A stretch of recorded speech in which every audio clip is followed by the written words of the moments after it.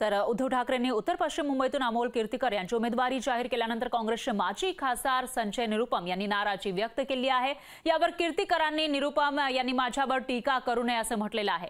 कोणीही पक्ष सोडून गेला तरी आम्ही पुन्हा सत्तेत येणार असा विश्वास सुद्धा त्यांनी व्यक्त केलाय।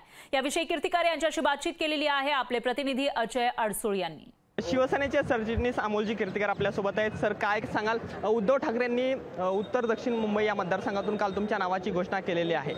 नक्कीच उत्तर पश्चिम मतदारसंघ हा शिवसेनेचा मतदारसंघ आहे आणि या मतदारसंघामध्ये शिवसेनेचा उमेदवार जो महाविकास आघाडीच्या समर्थनामधनं जो येणार आहे तो नक्कीच अत्यंत चांगल्या मताधिक्याने निवडून येईल आणि आमचे कार्यकर्ते आणि पदाधिकारी जो कोणी उमेदवार असेल त्याला निवडून आणण्यासाठी या ठिकाणी समर्थपणे रस्त्यावरती उतरलेले आहेत। काँग्रेसचे नेते संजय निरुपम कुठेतरी तुमच्या उमेदवाराला विरोध करत आहेत। महाविकास आघाडीमध्ये जागा वाटप होण्याच्या आधीच तुमची उमेदवारी जाहीर केल्यामुळे कुठेतरी संभ्रमाची अवस्था आपल्याला पाहायला मिळत आहे। अजिबात संभ्रमाची अवस्था महाविकास आघाडीमध्ये नाही आहे। वैयक्तिकरित्या संजय निरुपम यांच्याकडे असेल ते, पण ते ज्येष्ठ नेते आहेत। मला असं वाटतं की ते त्यांच्या वरिष्ठ पदाधिकाऱ्यांशी बोलतील आणि याबद्दल त्यांनाच प्रश्न विचारतील।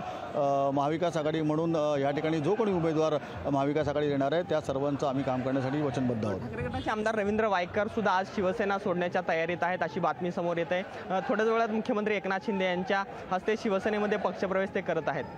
वायकर साहेब हे शिवसेनेचे आमदार आहेत। मला असं वाटतं की त्यांच्याबद्दल बोलण्याइतकं काही मी मोठा नाही आहे, परंतु मला एवढं नक्की खात्रीशीर मला सांगावं असं वाटतं की ज्या ज्या कार्यकर्त्यांनी हे सर्व नेते घडवले ते सर्व कार्यकर्ते आजही शिवसेनेसोबत आहेत, बाळासाहेबांच्या सोबत आहेत, उद्धव साहेबांच्या सोबत आहेत, आदित्य साहेबांच्या सोबत आहेत आणि जोपर्यंत हे सर्व कार्यकर्ते पदाधिकारी ठाकरेंसोबत आहेत तोपर्यंत ठाकरेंबरोबरच्या असलेल्या शिवसेनेला ते अजिबात काही तीमात्रही ते धोका पोचू शकत नाहीत।